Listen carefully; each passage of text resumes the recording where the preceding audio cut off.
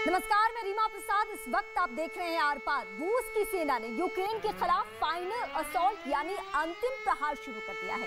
इस वक्त यूक्रेन के कई शहरों में भारी तबाही है। लगातार धमाके हो रहे हैं, मिसाइल से हमले किए जा रहे हैं। पूरा यूक्रेन दहल चुका है। 2 दिन पहले आर पार में हमने आपको बता दिया था कि 48 घंटे के दौरान यूक्रेन में क्या क्या होने वाला है और सब कुछ ठीक वैसा ही हो रहा है जैसा हमने आपको सिलसिलेवार तरीके से बताया था। और आज का आर पार ऐतिहासिक होने जा रहा है, क्योंकि आज हम आपको बताएंगे कि आखिर पुतिन के मन में क्या चल रहा है, उनका अगला प्लान क्या है, क्योंकि हमारे साथ सीधे रूस के मॉस्को शहर से मेहमान जुड़ने वाले हैं।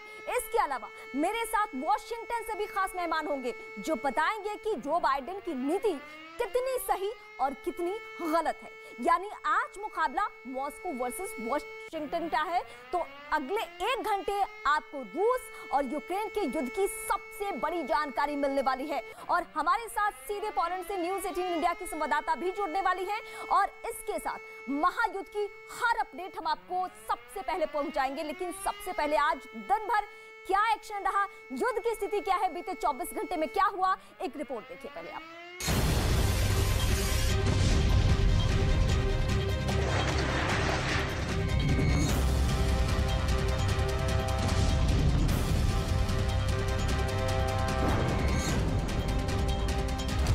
चेर्नोबिल पर रूस का कब्जा।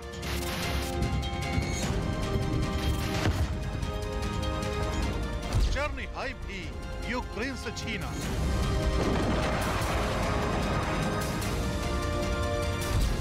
खार्किव में भीषण हमला जारी। अब कीव पर कब्जे की बारी।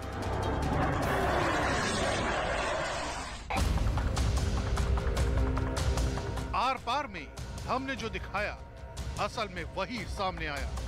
2 दिन पहले ही आर पार में हमने बता दिया था जंग के 48 घंटे में क्या क्या होने वाला है। उसको घेराबंदी करने में मेरे अनुसार उसको और 48 आवर्स की जरूरत पड़ेगी। 48 घंटे मेरे अनुसार जो हमारी अगले 2 दिन जो भयानक होने वाले हैं वो सही चरितार्थ हो रहा है। जो आपका एप्रिसिएशन था, जो आपकी खबर थी, वो बिल्कुल ठीक थी। लेकिन अब जो हो रहा है वो प्रलयंकारी है। रूस यूक्रेन के सबसे बड़े शहर खार्किव में भीषण हमला कर रहा है। हर तरफ तबाही का मंजर है। रूस जल्दी से जल्दी इस शहर पर पूरी तरह से कब्जा कर लेना चाहता है। शहर शहर रौंदा जा रहा है। चेर्निहाइव के तेल डिपो पर रूसी सैनिकों ने भयंकर हमला किया। मिसाइल हमले से तेल डिपो में भीषण आग लग गई। धुएं का गुबार दूर दूर तक फैल गया।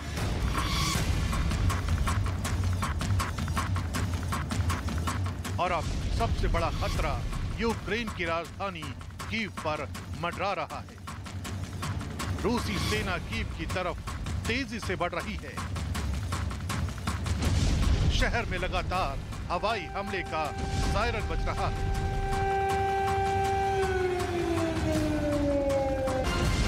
कई ठिकानों पर धमाके भी हुए हैं।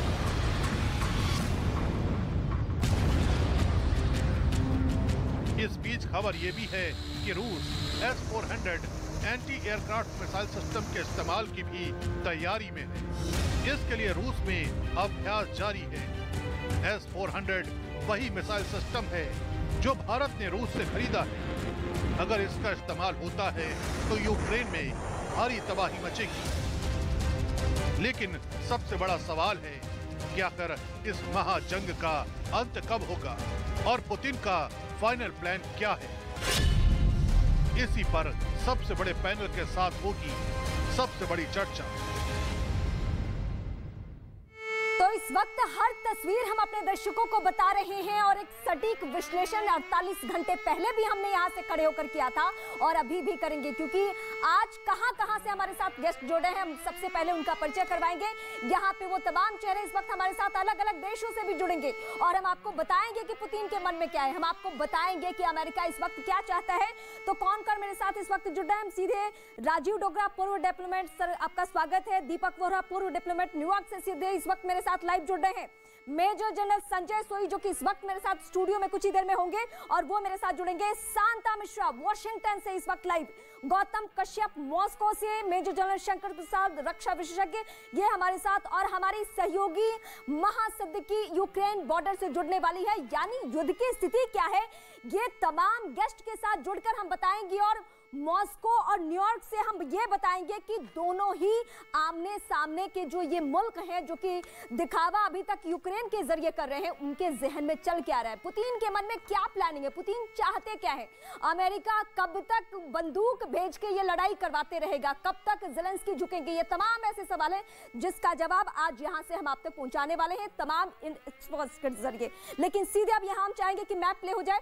सर आप आ जाइए यहाँ पे, हम अपने दर्शकों को इस वक्त अब बताने जा रहे हैं कि युद्ध की स्थिति क्या है, अभी किस सिचुएशन में यहाँ पे स्थिति है युद्ध की, और यहाँ पे सबसे पहले एक मैप प्ले किया जाए, और मैप में हम अपने दर्शकों को ये बताने जा रहे हैं कि खार्किव वो इलाका जहां खूब बमबाजी। अब देखिए यहाँ पे हम जरा एक बार दर्शकों को ब्रीफ कर दें, फिर सर से हम बात करेंगे।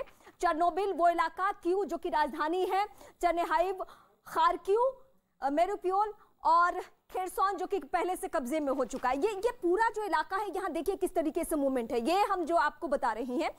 सर एक बार हम चाहेंगे आपसे हम समझे, ये 2014 में जा चुका है पहले, उसी की तर्ज पे यहाँ भी काबू कर लिया रसिया ने। अब जो ये चल रहा है, ज्यादा धमाके खार्किव में और ज्यादा धमाके सर इस कीव में, अब क्या सिचुएशन है? ऐसा है कि जिस प्रकार से आप ये मूवमेंट दिखा रहे हैं, हाँ। और जो रशिया का जो एम है कि कीव एक मेन सेंटर है, हाँ। सेंटर पॉइंट है, असली जंग कीव के लिए है। अगर कीव गिर जाता है, कीव पर कब्जा हो जाता है, तो उनका लड़ाई का मनोबल खत्म हो जाता है, क्योंकि दोनों है, कीव और कीव के द्वारा उनके मनोबल को तोड़ना, क्योंकि आज उनकी सेना जंग कर रही है, जो उनके सिविलियन लड़ाई लड़ रहे हैं और रशिया के लिए रेजिस्टेंस दे रहे हैं, वो सब खत्म करने के लिए ये जरूरी है। इसी वजह से अगर हम देखें तो अलग अलग डायरेक्शन से रूस के जी नॉर्थ ईस्ट और इलाके काबू में ना भी आए, ये क्यों आ जाए, ये खार्किव आ जाए, इसी के जरिए तख्ता पलट हो जाना है। क्योंकि कीव सबसे बड़ा, खार्किव नंबर 2 शहर, ये सब दोनों शहर हैं, और खार्किव में भी जिस प्रकार की हालात हैं, जिस प्रकार का बम्बार्डमेंट हो रहा है, उससे ये लग रहा है कि खार्किव को अभी ज्यादा समय नहीं है, क्योंकि ये बिल्ट अप एरिया, यहाँ पर समय लगता है इन इलाकों में कब्जा करने में, और कीव में इसी वजह से रूस अभी रुका हुआ है, अंदर उसकी सेना नहीं घुसी है, क्योंकि वो चाह रहे हैं कि कीव के सर जो हमारा मैप कह रहा है उसके मुताबिक आप देखिए चौतरफा वार हो रहा है सिर्फ कीव पे। बिल्कुल यही मैं कह रहा हूं कि एक अलग अलग दिशाओं से हमला किया जा रहा है कीव में, कि अगर एक तरफ से रेजिस्टेंस होगा तो दूसरी तरफ से उनका अटैक प्रोग्रेस हो जाएगा, तीसरी तरफ से हो जाएगा, घेराबंदी हो जाएगी, और वहां का जो सप्लाई सिस्टम है, जो सस्टेनेंस है, उनका जो लॉजिस्टिक्स है, जो वो सब खत्म कर दिए जाएंगे, ताकि धीरे धीरे प्रेशर बिल्डअप हो। और जैसा आप देख रहे हैं पिछले 3 दिनों में, जब से पिछली टॉक बंद हुई है, उसके बाद जो भयावह हमला चालू हुआ है रूस का, और जिस प्रकार से उनकी क्वांटिटी, मात्रा और वॉल्यूम और कैलिबर, इतने बड़े बड़े बम और मिसाइल लगातार दागे जा रहे हैं, उसका कारण यही है कि जो यहाँ पे डिफेंसेस हैं कीव के और खार्किव के, उनको बर्बाद किया ताबड़तोड़ हमले सर किए जा रहे हैं। सर मैं आपके पास दोबारा आऊंगी, और महासिद्दीकी मेरे साथ यूक्रेन बॉर्डर से हमारी सहयोगी जुड़ेंगे, लेकिन उससे पहले एक बड़ी खबर मैं अपने दर्शकों को अपडेट कर दे। रूस यूक्रेन से जुड़ी हुई ये इस वक्त की सबसे बड़ी न्यूज, पुतिन का मैक्रो को जवाब, क्या कहा है उन्होंने ये हम बताते हैं आपको। यूक्रेन में रूस युद्ध जारी रखेगा, 2 टूक कह दिया है। ज़ेलेंस्की के बयान पर रूस भड़का हुआ है, ज़ेलेंस्की का भाषण ठीक नहीं, जो उन्होंने बीते दिनों भाषण दिया था उसको लेकर रूस का स्टैंड ये सामने आ चुका है, उनका भाषण ठीक नहीं है और युद्ध रुकेगा नहीं। पुतिन ने 90 मिनट, तकरीबन 90 मिनट तक बातचीत की थी, और उस बातचीत के बाद ये बातें निकलकर अभी सामने आई है कि वो क्या करेगा, युद्ध नहीं रोकेगा। सीधे सीधे कह दिया है, या तो आपको शर्तें माननी होगी या तो आपको टेबल टॉक करना होगा। सीज फायर पे बात की जा रही है, ये कहना है ज़ेलेंस्की का कि सीज फायर पे आप बात कीजिए, तब हम आते हैं टेबल टॉक करने के लिए। लेकिन रूस ने एकदम क्लियर कर दिया है, ज़ेलेंस्की को भी सीधी चेतावनी कि आपका जो भाषण था वो ठीक नहीं था, जो आपने रूस को लेकर बयान दिया है। मैक्रो से जो बातचीत हुई है उस बातचीत को लेकर उनका कहना है कि युद्ध तो किसी भी सूरत में नहीं रुकेगा। यानी ये तस्वीरें बिल्कुल साफ हो गई है कि पश्चिमी देश भी अब चाहते हैं कि बातचीत वो जरिया है, कितना गोला बारूद दागेंगे, कितनी मिसाइलें दागेंगे, बातचीत के टेबल पे आएंगे तभी शांति स्थापित होगी, तभी शांति कायम होगी। और सीधे हम वॉशिंगटन इस वक्त आपको लिए चलेंगे, जहां शांता मिश्रा और गौतम कश्यप मॉस्को से। लेकिन इससे पहले हम सीधे दीपक बोहरा के पास चलते हैं, न्यूयॉर्क से इस वक्त मेरे साथ लाइव। दीपक बोहरा, ये जो अभी रूस का तेवर है कि युद्ध तो रुकेगा ही नहीं, किसी भी सूरत में नहीं रुकेगा, बातचीत कीजिए, बातचीत के जरिए समाधान निकालिए। धन्यवाद आपका। मैं इस समय, जैसा आपने सही फरमाया, मैं न्यूयॉर्क में हूँ और आप देख रहे हैं कि अभी सुबह का समय है, 8:40 हुए हैं। तो वो मैनहट्टन की स्काईलाइन आप देख लीजिए। अभी कुछ देर में मेडिकल रीजंस है मेरे, तो मैं आया हूँ। आपने बहुत अच्छा सवाल किया है। एक चीज मैं बता देता हूँ, जो बार्बरता सभ्यता से पहले आई थी, मानव सभ्यता से, और आज जो सभ्यता के बाद बार्बरता हम देख रहे हैं, द सेकंड वन कहीं ज्यादा खतरनाक है। अंग्रेजी में कहावत है, द लल बिफोर द स्टॉर्म। जो इस समय हो रहा है, it is the storm before the लल। लड़के कुछ नहीं हासिल होने वाला। मैम, मैंने सुना था अभी कुछ कह रहे थे कि यूक्रेन को कोई बता रहे थे कि वो हड़प करना चाहता है। वो चाहता है कि नेटो मेरे द्वार पर ना आए। तो अगर यूक्रेन को हड़प कर लेता है तो पोलैंड, हंगरी, रोमानिया उसके द्वार पर आ जाएंगे, जो नेटो के सदस्य हैं। याद रखिएगा कि चीन भारत की सीमा पे तब आया था जब चीन तिब्बत को खा गया था। इसीलिए शांति जो है, pro NATO member, non membership of NATO अगर यूक्रेन को मिल जाए, पुतिन साहब पूरी तरह से संतुष्ट होंगे। यही एक रास्ता है आगे, युद्ध विराम, बातचीत और समझौता। पूर्व डिप्लोमेट राजीव डोगरा इस वक्त मेरे साथ जुड़े हैं। राजीव जी, आपसे भी सर मुझे यही पहलू समझना है कि ये सबको मालूम है कि भविष्य की लड़ाई और भविष्य को सुरक्षित रखने के लिए, अपनी सीमाओं को, सरहदों को सुरक्षित रखने की लड़ाई ये रूस लड़ रहा है। लेकिन इस बीच अगर ये युद्ध जारी रहता है तो अब तो मानवीय नुकसान होगा, इसके अलावा कोई विकल्प नहीं है। कितनी इमारतें, कितने दिन तक इमारतों पर मिसाइल दागेंगे?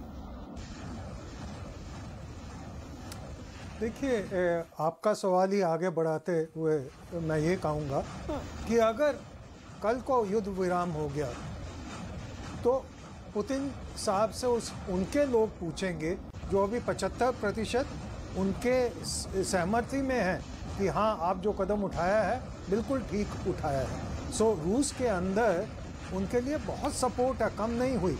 पर अगर आज युद्ध विराम हो गया और स्थिति फिर वापस हो गई जैसे एक हफ्ता पहले थी, तो पुतिन साहब क्या जवाब देंगे अपने पब्लिक को कि क्यों मैंने इतने रूसी लोगों के, जवानों की जान गंवाई और क्या कारण था जो मैंने फौज भेजी।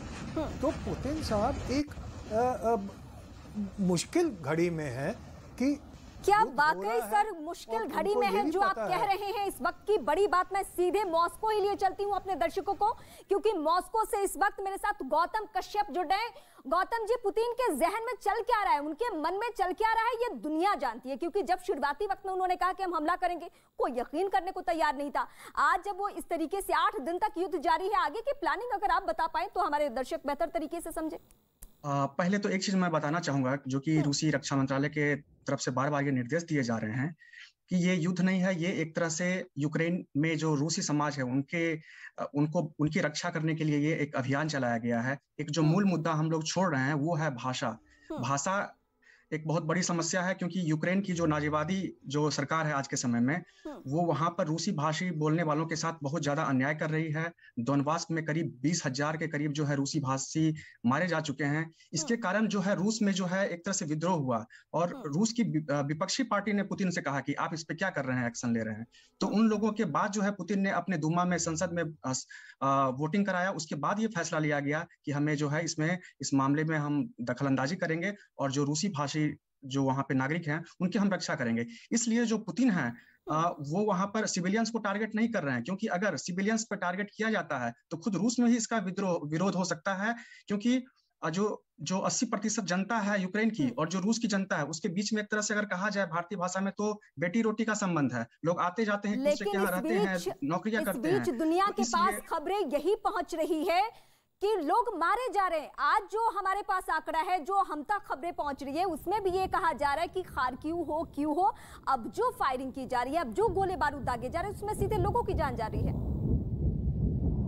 देखिए, लोगों की जाने जा रही है, लेकिन जो बहुत सारे डेटा हैं वो फेक आ रहे हैं। क्योंकि अभी जो जर्मन टीवी पे मैं एक रिपोर्ट देख रहा था, उसमें पीछे लाशें पड़ी थी और जो एंकर है वो लाइव रिपोर्टिंग कर रहा था और एक जो डेड बॉडी है उससे हाथ निकाल के वो अपने कपड़े को ढकने की कोशिश कर रहा था। ये वीडियो भी सामने आई है, तो इससे समझ सकते हैं कि आंकड़े को किस तरह से बढ़ा चढ़ा के दिखाया जा रहा है। चलिए, इस बीच ऐसा कहा भी जा रहा है कि पश्चिमी मीडिया अपने चश्मे से ये दिखाने की कोशिश कर रही है इस युद्ध को। तो मैं सीधे शांता मिश्रा जो कि वॉशिंगटन डीसी से इस वक्त मेरे साथ। शांता, मुझे आपसे समझना है कि क्या पश्चिमी देश जो कह रहे हैं इस युद्ध को लेकर वो हमें नहीं मानना चाहिए, जैसा कि गौतम कश्यप हमारे साथ है वो कह रहे हैं कि सब दिखावे की चीजें हैं? जी, मैं आपको बताना चाहता हूँ, thank you so much for having me. ये रशिया का सबसे बड़ा प्रोपेगेंडा है। गौतम कश्यप जी का मैं बात सुन रहा था, आपको लगता है कि रशिया में डेमोक्रेसी है? वहां की आर्मी नहीं लड़ना चाहती है, but Putin has become a madman. ये 1945 की दुनिया नहीं है, 2022 है। आप रशियन बात करें कि रशियन लोग वहां इसलिए अटैक कर, यूएस में रशियंस लोग हैं, तो क्या रशिया पे अगर ज्यादती होती है, इट डजंट हैपन हियर, तो क्या आप अटैक कर देंगे? आपकी सारी पॉलिसी फेल है। अगर आपके नेबर्स के साथ प्रॉब्लम्स है तो आप डिप्लोमेसी के माध्यम से करें। और Ukraine is not a powerful country. Can he attack Poland? Can he attack a NATO country? No.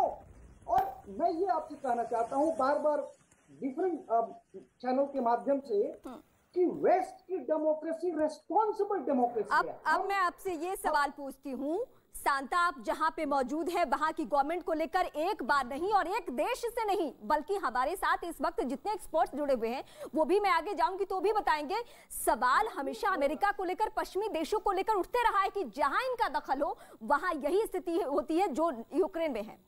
करते हैं। और रशिया से हम कभी लड़ाई नहीं करना चाहेंगे, खासकर नाटो कंट्री, बिकॉज आप जानती हैं कि वर्ल्ड वॉर हो सकता है और वन मैन आर्मी है पुतिन का। So he can go at any extent. So that's why I am saying कि ये सारा गलती रशियन गवर्नमेंट का है, पुतिन का है, और दुनिया आज एकजुट है। सारी नाटो का आप मुश्किल से 2-3 कंट्री छोड़कर आप देखेंगी तो सारी कंट्री यूनाइटेड है।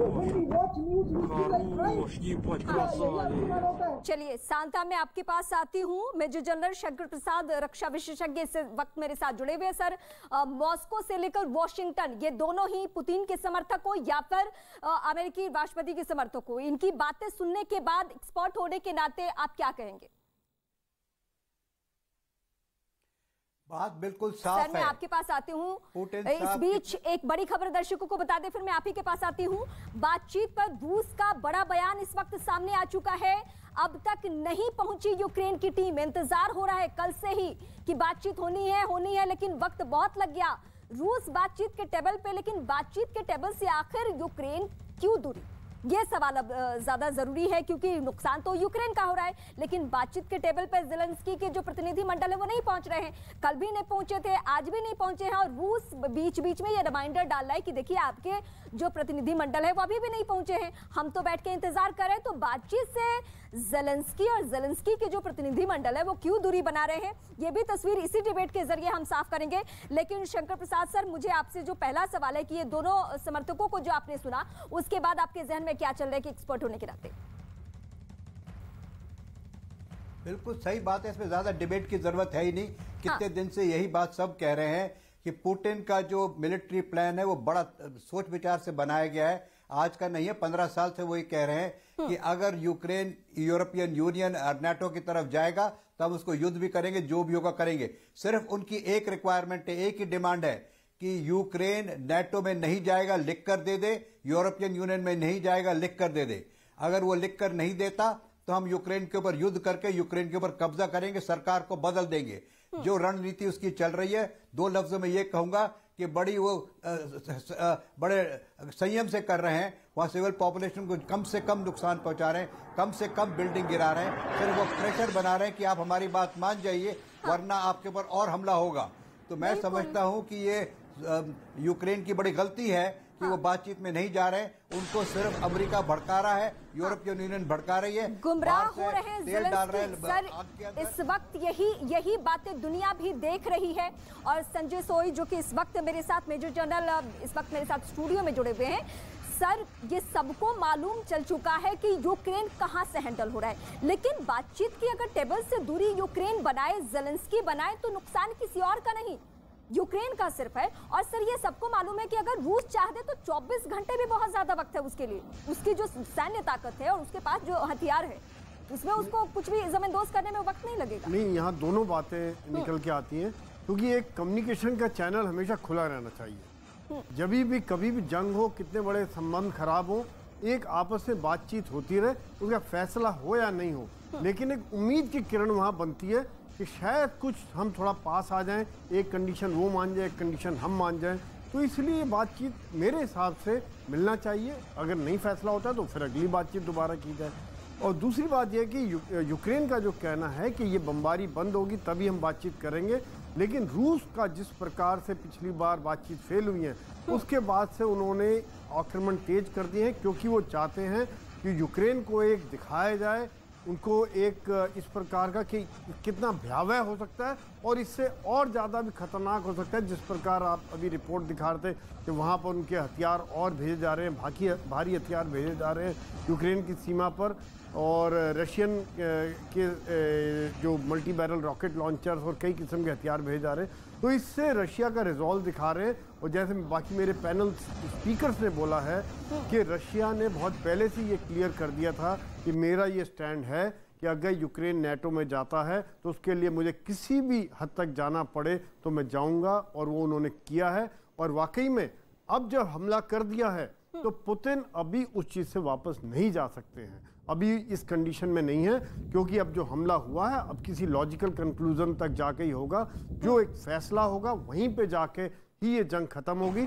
अगर जेलेंस्की मान जाते हैं, यूरोप उनको मना लेता है कि आप ये कर लें, तो लड़ाई जल्दी खत्म हो जाएगी। यूक्रेन के लोगों की जो मुसीबतें हैं, उनका जो डिस्ट्रक्शन है, जो आम आदमी सफर कर रहा है, बिल्कुल सर, वो बिल्कुल सर। इस वक्त मैं आपके पास फिर लौटती हूँ, लेकिन इस वक्त सीधे हम अपने दर्शकों को एक बार फिर से न्यूयॉर्क लिए चलते हैं, जहां पे दीपक बोहरा, पूर्व राजनयिक, इस वक्त मेरे साथ जुड़ रहे हैं।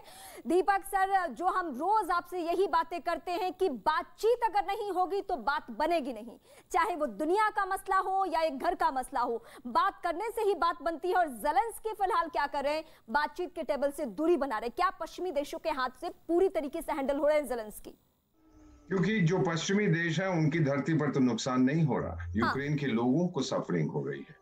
ज़ेलेंस्की साहब को जो बाइडेन साहब ने 2 बार कहा है कि छोड़ के चले जाओ, मेरे पास आ जाओ, यहाँ अमेरिका में 7-11 या कोको कोला की दुकान खोले ना, जो भी करना है यहाँ पर करिएगा। पुतिन साहब ने भी कहा था चले जाइए। मैंने अपने करियर में देखा है, इथियोपिया, एरिट्रिया में देखा है, सूडान, साउथ सूडान में देखा है, यमन में देखा है, अल्जीरिया में देखा है। एक पर्सनैलिटी को लोग कहते हैं कि भाई ये बाधा है शांति के लिए, वो पर्सनैलिटी अगर ताकत रखती है, चली जाती है कि मुझसे बड़ा मेरा देश है, तो शांति अवश्य आती है, फिर बातचीत शुरू हो जाती है। फाइनली ज़ेलेंस्की साहब अगर ये कार्यक्रम देख रहे हैं, मैं उनको एक ही चीज कहूंगा, अंग्रेजी की कहावत है, he who fights and runs away lives to fight another day। आप जाइए, चले जाइए, शांति कायम हो जाने दीजिए, उसके बाद कॉन्स्टिट्यूशनल तरीके हैं, वापस आना चाहते हैं, इलेक्शन लड़िए, जो भी कुछ करना है, लेकिन अपने लोगों पर रहम खाइए। और बिल्कुल अब तो हीरो बन चुके हैं। जिस तरीके से माहौल पूरा बना हुआ है, उसमें हमने देखा कि ज़ेलेंस्की को लेकर यूक्रेन ही नहीं बल्कि दुनिया उनको उस तरीके से हाथों हाथ ले रही है। मेजर जनरल शंकर प्रसाद, रक्षा विशेषज्ञ, मैं आपसे ये पहलू समझना चाहती हूँ कि ज़ेलेंस्की की समझदारी किसमें होगी, टेबल टॉक करने में या ये पड़ोसी के हथियारों से लड़ने में?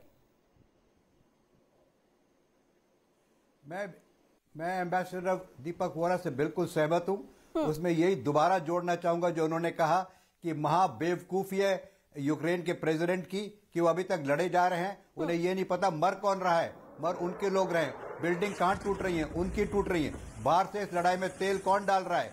तेल डाल रहा है अमेरिका और यूरोपियन यूनियन। हथियार देके और लोगों को मरवा रहे हैं। होगा क्या? अगर 5 दिन, 6 दिन, 10 दिन, 15 दिन लड़ाई चलेगी तो ये पूरा देश नष्ट हो जाएगा। वहां सांस लेने के लिए कोई आदमी नहीं होगा। रशिया का कब्जा तो होना है, इसमें तो कोई डाउट हो ही नहीं सकता। इससे जबरदस्त गलती नहीं हो सकती।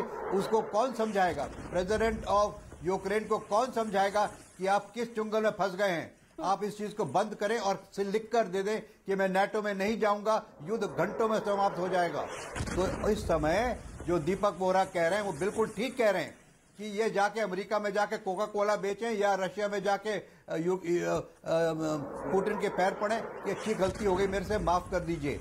तो इस समय देखिए जो आप दृश्य दिखा रहे हैं वो दृश्य कितने सच है कितने सच नहीं है वो बात अलग है, लेकिन बात असली ये है कि एक सिर्फ मैं कहता सर मैं आपके पास आती हूँ। इस वक्त जरा दर्शकों को अपडेट कर दें हम कि बातचीत के लिए अब यूक्रेन तैयार और कुछ ही देर में रूस यूक्रेन की बातचीत हो सकती है। बातचीत के लिए अब यूक्रेन की टीम पहुंच चुकी है। ये इस वक्त की सबसे राहत भरी खबर हम कह सकते हैं, क्योंकि युद्ध के लिहाज से सब चाहते हैं कि एक बातचीत हो। बेलारूस पोलैंड बॉर्डर पर यह बातचीत होनी है और कुछ ही देर में दूसरे दौर की यह बातचीत होगी, जो कि उम्मीदों वाली बातचीत इस तरीके से कि क्या सीज फायर पे बात होती है, क्योंकि ज़ेलेंस्की की भी यही मांगे है। बातचीत के लिए यूक्रेन की टीम पहुंच चुकी है। इस वक्त की सबसे बड़ी खबर इस लिहाज से, क्योंकि 8 दिनों में जो तबाही, जो बर्बादी हुई, अगर उसका कोई समाधान है तो ये बातचीत है। इस बातचीत के जरिए ही वो रास्ता तैयार होगा जहां से शांति कायम होगी, जहां से शांति स्थापित करने की कोशिश। लेकिन करना क्या होगा? अपनी जिद को छेड़ना होगा किसको? रूस को भी, और अपनी जिद को छोड़ना होगा किसको? ज़ेलेंस्की को भी। यानी एक कदम तुम चलो, एक कदम हम चलते हैं, और तब मिल बैठ के अगर बातें होंगी तो जो ये इंसानी जाने जा रही है, जो मानवता के ऊपर खतरा बनने की कोशिश की जा रही है, वो शायद नुकसान ना हो। और जैसा कि हमारे तमाम एक्सपर्ट्स भी कह रहे हैं और हम भी दर्शकों को बता रहे हैं कि ना पश्चिमी देशों का कुछ नुकसान हो रहा है, ना रूस का बहुत ज्यादा कुछ नुकसान हो रहा है। रूस के 4 टैंक गिराए जा रहे हैं, 4 सैनिक मारे जा रहे हैं, लेकिन नुकसान किसका हो रहा है? सिर्फ और सिर्फ यूक्रेन का। उस यूक्रेन का जो कि तबाही की 1000 तस्वीरें देखने के बाद भी सबक नहीं ले रहा। और हमारे तमाम एक्सपर्ट्स दो टुक यही कह रहे हैं कि बहुत जरूरी है कि बातचीत हो, बातचीत के जरिए समाधान निकले।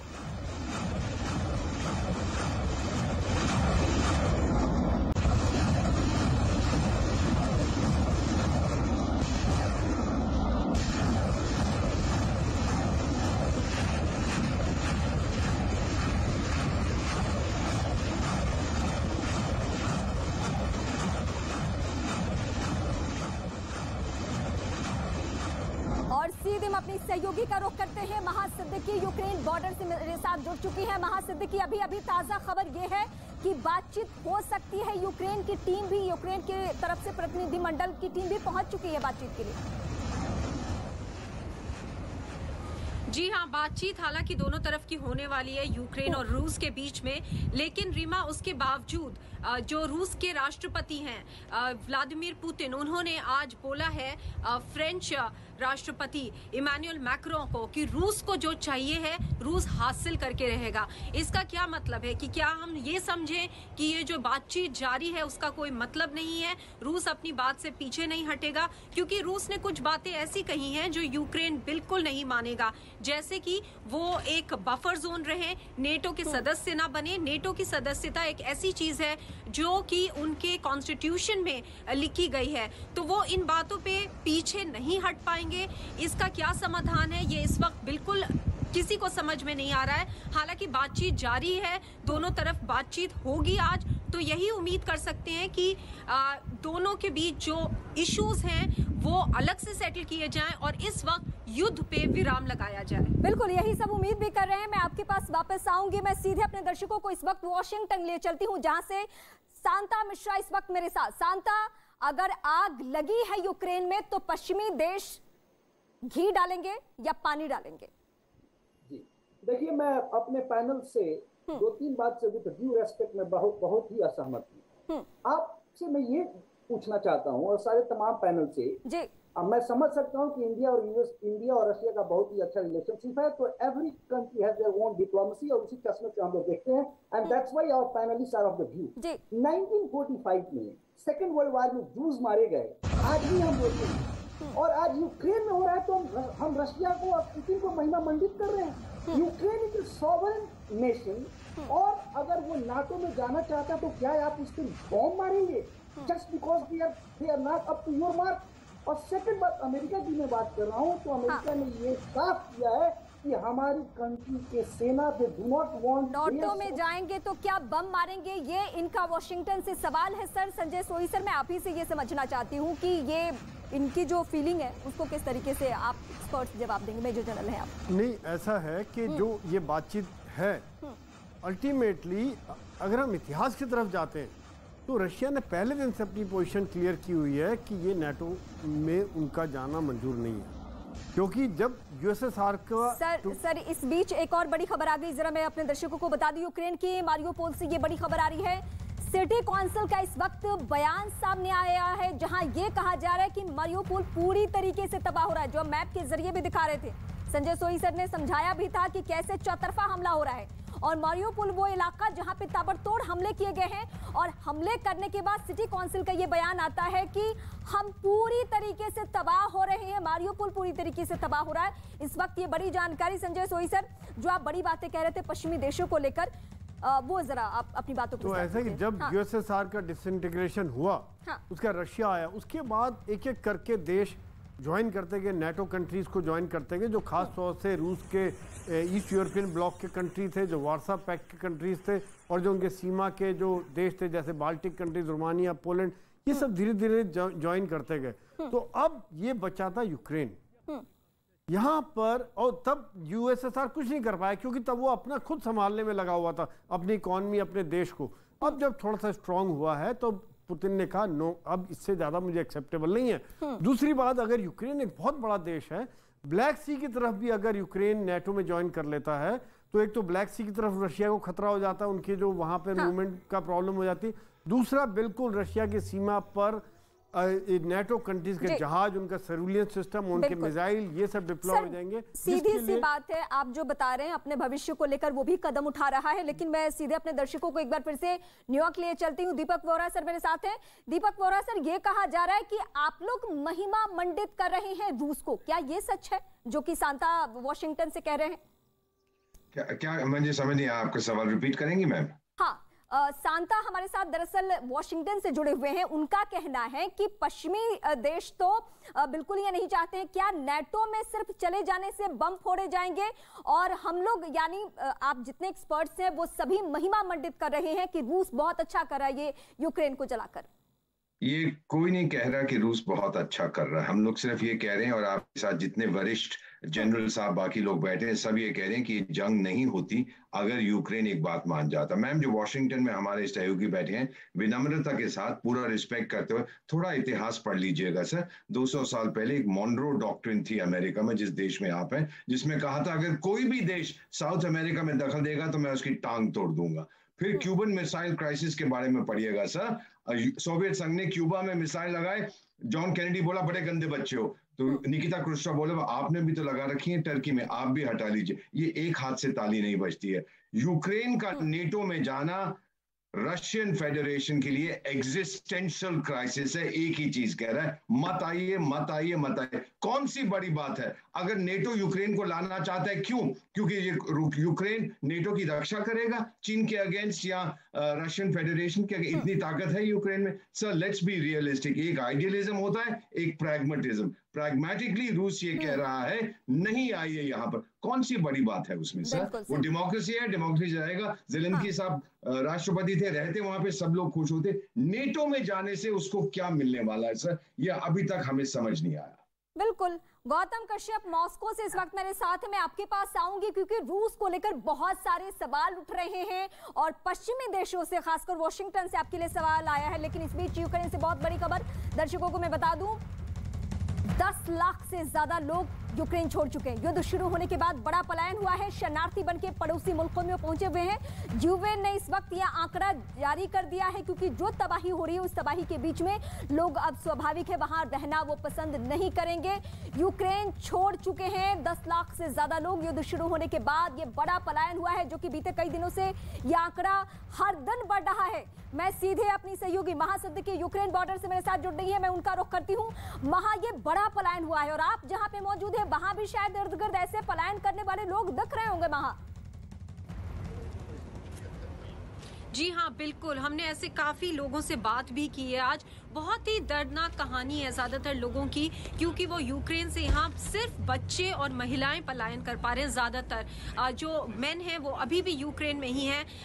छोटे छोटे बच्चे, 2-2 साल के बच्चे अपनी माओं के साथ आ रहे हैं, बहुत ट्रॉमेटाइज्ड है, ठंड में चल के आ रहे हैं। रीमा, यहाँ पर कुछ कुछ जगहों पे मेडिकल कैंप्स भी लगाए गए हैं क्योंकि इन बच्चों को इमीडिएट मेडिकल हेल्प की भी ज़रूरत पड़ रही है क्योंकि वो इतनी देर ठंड में बाहर खड़े रहे हैं। कुछ लोग ये कह रहे हैं कि उनको 6 से 8 घंटे लग गए हैं बॉर्डर क्रॉस करने में।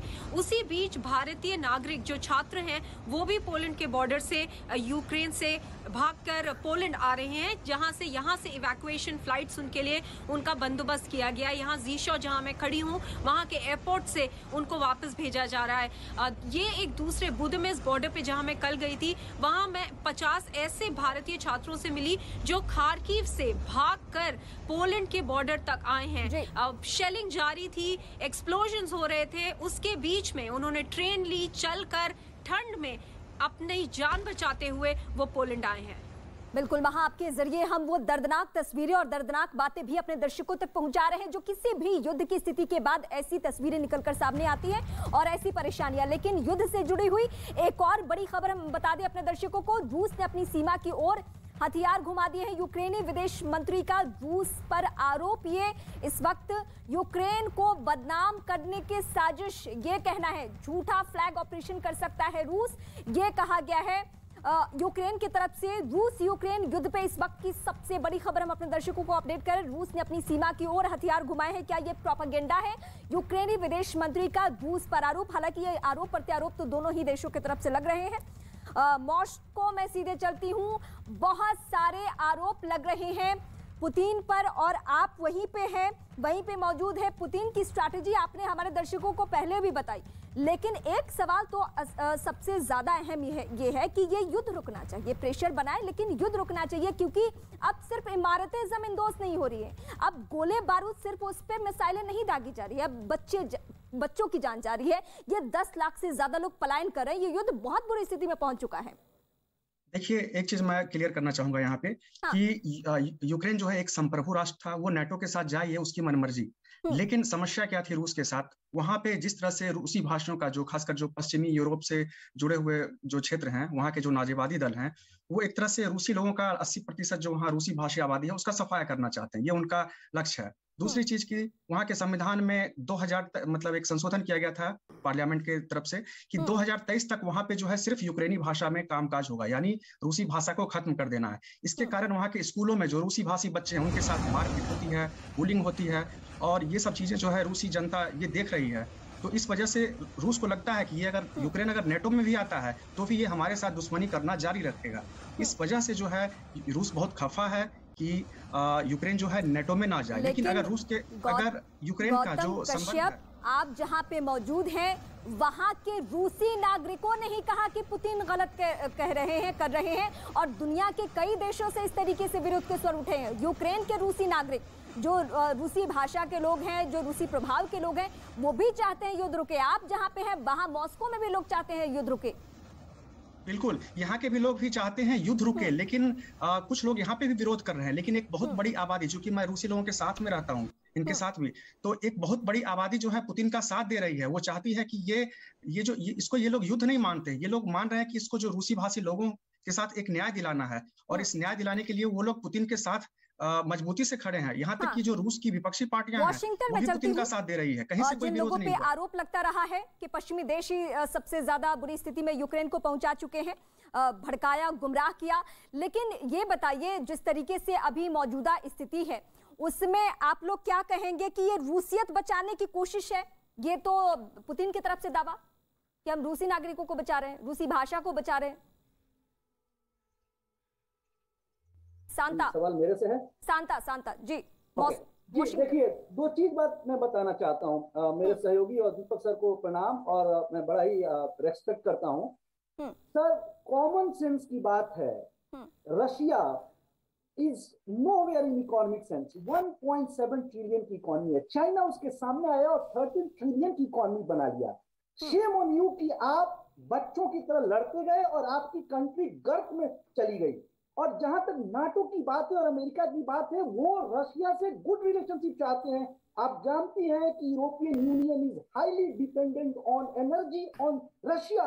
दैट इज वाई हम इकोनॉमिक सैंक्शंस नहीं कर रहे थे, स्विफ्ट से नहीं कट रहे थे। लेकिन जब आप ये देख रहे हैं कि एक न्यूली बॉर्न बेबी की मां। शांता, मैं आपको रोकूंगी। यूक्रेन के खेरसोन से इस वक्त सबसे बड़ी खबर हम अपने दर्शकों को बता दें। खेरसोन प्रशासन का बहुत बड़ा दावा, रूसी सेना ने बारूदी सुरंगें बिछाई है। ये इस वक्त की बड़ी खबर, बारूदी सुरंगें बिछाने का दावा किया जा रहा है। और ये किसके तरफ से? खेरसोन की तरफ से, क्योंकि खेरसोन कौन सा इलाका है जहां पे रूसी सैनिकों ने काबू कर लिया है, कब्जा कर लिया, और ये बीते दिन की बात है। तो क्या बारूदी सुरंग भी बनाई गई है, ये इस वक्त की बड़ी खबर। मैं और मेहमानों के पास जाऊं। दीपक वोरा सर, मैं आपके पास आती हूँ। न्यूयॉर्क से इस वक्त आप मेरे साथ लाइव हैं और आप ही के लिए ये सांता ने जो सवाल पूछा वॉशिंगटन से, तो आप जरा जवाब दीजिए। क्या सवाल पूछा था उन्होंने कि अगर यूक्रेन नेटो में आना चाहता है तो उसको आने दिया जाए? हाँ, तो यही तो सबसे बड़ा खतरा है ना रूस को, कि अगर नेटो के हथियार आप मेरे द्वार पर ले आए तो मुझे बहुत खतरा। और ऊपर से ज़ेलेंस्की साहब दावा कर रहे हैं कि मैंने मिसाइल्स मॉस्को की तरफ फायर कर दिए। यही तो पुतिन कह रहा था शुरू से, मैं नहीं चाहता ऐसा हो। मैम कल को मैं एक छोटा सा उदाहरण देता हूं, जो विशेषज्ञ हमारे वॉशिंगटन में, कांता साहब बहुत इज्जत करता हूं आपकी। कल नेपाल में अगर चीन परमाणु हथियार होगा नहीं, परमाणु हथियार रखता है तो भारत क्या बोलेगा? जी ये तो आपका उत्तरदायित्व, जो चाहे करे। हम कभी नहीं स्वीकार करेंगे। फिर जब आप देखते हैं कि आपके अपने आप को खतरा है, आपके अस्तित्व को खतरा है, तो आप जरूर उसकी मुखालफत करेंगे। यही रूस कर रहा है, कितनी देर से कह रहा है मत आइए। 5 बार मुझे वादा किया था अमेरिका ने कि नेटो ईस्ट को नहीं जाएगा, मेरे द्वार तक नहीं आया। 5 बार मेरे साथ धोखा हुआ। सही है, गलत है, जो कुछ है, अब कह रहे हैं बस अब नहीं होगा। इसमें क्या गलती है मैम? बिल्कुल सर, बिल्कुल आपकी बड़ी बातें दर्शक हमारे समझ भी रहे हैं। राजीव डोगरा, पूर्व डिप्लोमेट। सर, मुझे आपसे ये जानना है कि अब ये तो सबको मालूम चल चुका है, 8 दिनों से हमने इंडियन मीडिया या वेस्टर्न मीडिया सब ने बताया कि क्या मसला है, पूरा मामला क्या है, ये सब कुछ हम बता चुके हैं। लेकिन अब पुतिन क्या करेंगे? अगर ज़ेलेंस्की अभी भी नहीं झुके और वो पश्चिमी देशों के प्रभाव में अगर हैं, तो पुतिन क्या करेंगे? देखिए, 1 घंटे से तो मेरे को समझ नहीं आ रही कि आप क्या कर रही हैं। कभी आप बारूदी सुरंगें बिछा रही हैं, कभी आप किसी के हॉस्पिटल की एडमिशन करवा रही हैं। कोई सीरियस डिस्कशन हो तब आदमी कुछ जवाब दे सकता है। पुतिन क्या करेंगे, क्या समझेंगे, क्या नहीं समझेंगे, गुस्ताखी के लिए माफी, लेकिन इस वक्त खबरें उस तरीके से आ रही है, इसलिए हमें बताना पड़ रहा है। सर बातें कंप्लीट कीजिए। सॉरी। हाँ, पर कुछ सीरियसनेस होनी चाहिए ना डिस्कशन में, क्योंकि आपके दर्शक तो पता नहीं कितना समझ पाएंगे। पुतिन जो करेंगे वो करके रहेंगे, पहले तो ये मैं आपको बता दूं, क्योंकि उन्होंने करने से पहले सोचा था कि क्या करना है उनको, और जो करना है उनको वो ये है कि मेरे दरवाजे पे, दरवाजे का मतलब मेरे बॉर्डर पे कोई मेरे को मारने के लिए नहीं होना चाहिए, मतलब रूस को मारने के लिए नहीं होना चाहिए। और उसका दृश्य आप देख रहे हैं। अभी तो नेटो का मेंबर नहीं है, पर नेटो के कंट्रीज के सारे हथियार यूक्रेन में आ रहे हैं, उनके मर्सनरीज आ रहे हैं। बाइडन बार बार कह रहे हैं, और मामला उससे भी ज़्यादा गंभीर है जो आप समझ नहीं रही हैं जी। वो यूएसए चाहता है कि रूस का ऑयल और गैस जो है सप्लाई जर्मनी को, जिससे बहुत पैसा मिलता है, वो सारा यूएसए के पास आ जाए। उससे बड़ी बात, अब रोकिएगा नहीं मेरे को, उससे बड़ी बात यह है कि इंडिया के ऊपर यह बहुत भयंकर असर पड़ेगा, क्योंकि रूस पे सैंक्शन पड़ेगी तो आपके एक्सपोर्ट्स बंद हो जाएंगे। आती हूं, लेकिन बड़ी खबर जरा दर्शकों को मैं बता दूं। पुतिन से बातचीत के बाद 90 मिनट तकरीबन जो बातचीत हुई है, उसमें मैक्रो ने क्या कहा है कि अभी बहुत बुरा होने वाला है। कहां पे? यूक्रेन में। यूक्रेन में बहुत बुरा होने वाला है, यानी रूसी राष्ट्रपति ने जो संकेत दिए हैं, पुतिन ने जो बातचीत में मैक्रो को संकेत दिए हैं, उससे एकदम साफ हो गया है। और फ्रांसीसी राष्ट्रपति का बड़ा दावा, बड़ा बयान सामने आ चुका है, यूक्रेन में बहुत बुरा होने वाला है। इस वक्त ये सबसे बड़ी खबर, पुतिन से बातचीत के बाद ये कहा गया है। और पुतिन यूक्रेन पर कब्जा चाहते हैं, ये सभी को मालूम है, यानी ये सिलसिला नहीं रुकने वाला है। इस वक्त मेजर जनरल शंकर प्रसाद, रक्षा विशेषज्ञ, सर मैं आपसे यही पहलू समझूंगी कि ये तो सब तस्वीर बिल्कुल साफ हो गई है कि कोई भी हद हो जाए, कोई भी सूरत हो जाए, पुतिन नहीं रुकने वाले हैं। इसमें कोई डाउट ही नहीं है, चाहे साल भर युद्ध चलता रहे, पुतिन तो रुकने वाले नहीं है। अगर इसमें किसी और ने हस्तक्षेप किया तो वो भी पिटेगा। पुतिन ने हर तरफ से तैयारी कर रखी है, पुतिन ने सब तरफ से बता दिया। और राजीव डोगरा साहब ने बिल्कुल सही पॉइंट उठाया है कि जो ऑयल एंड जो गैस है वो बड़ा भारी मुद्दा है। वो चाहते हैं कि रशिया की तरफ से जो गैस और ऑयल जर्मनी और फ्रांस में जा रहा है, जो कि उनसे कहीं अमेरिकन रेट से कहीं सस्ता है, वो अगर वहां जाने लगा तो अमेरिका को बहुत नुकसान हो जाएगा, रूस को बहुत फायदा हो जाएगा इकोनॉमिकली। तो लड़ाई जो राजीव डोगरा कह रहे हैं वो बिल्कुल सही कह रहे हैं। ये जो आप तस्वीरें दिखा रही हैं ये काफी 90% तो झूठ है, इसमें तो सब वेस्टर्न मीडिया दिखा रही है। असली बात यह है कि समझ लीजिए आप, जो एम्बेसडर दीपक वोरा कह रहे हैं, एम्बेसडर राजीव डोगरा कह रहे हैं कि इसमें किसी की गलती नहीं है, केवल यूक्रेन को बेवकूफ बनाया जा रहा है, उसको बलि का बकरा बनाया जा रहा है। अपना आपको एक लफ्ज बता दूं मैं, यूक्रेन का मतलब क्या होता है? What is the meaning of word Ukraine? In Ukraine को रशियन में क्या कहते हैं? यूक्रेन का रशियन में मतलब है बॉर्डर, यानी कि यूक्रेन जो है it's a border of Russia. ये समझिए, इसका डिक्शनरी खोल के आप मीनिंग देख लीजिए। मैं आती हूँ आपके पास वॉशिंगटन। हम चलते हैं शांता मिश्रा। शांता मिश्रा, ये सब जानते हैं कि अब नुकसान सिर्फ और सिर्फ किसका हो रहा है? यूक्रेन का हो रहा है। तो क्या पश्चिमी देश अब इस तरीके से दखल देंगे कि बातचीत हो, बातचीत से रास्ता तैयार हो, क्योंकि पुतिन नहीं रुकने वाले हैं? ये तस्वीर साफ है।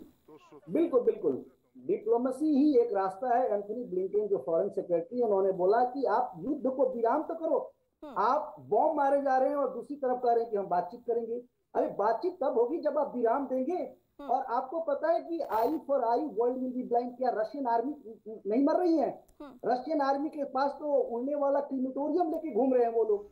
तो ऐसा नहीं, और उनका भी ये मानना था कि यूक्रेन इतना अटैक नहीं कर सकता। बट ये यूक्रेन 2014 का यूक्रेन नहीं है कि आप क्रीमिया ले लिए और कुछ नहीं किया। आज आपकी आवाज नहीं आ रही है। It's going to be 9 days and still we are they are fighting, क्योंकि वहां की जनता नहीं चाहती है कि रशियन आर्मी आके कब्जा करे। और दूसरी बात मैं बताना चाहता हूं कि 1500 crore euro every day Putin का खर्च हो रहा है इस युद्ध में।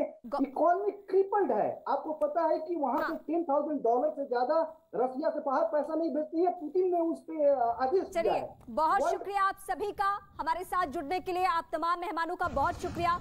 आज के डिबेट के जरिए एक बार फिर से हमने तस्वीर अपने दर्शकों के सामने साफ करने की कोशिश की कि अभी क्या स्थिति है, और समाधान सिर्फ और सिर्फ निकलेगा बातचीत से ही।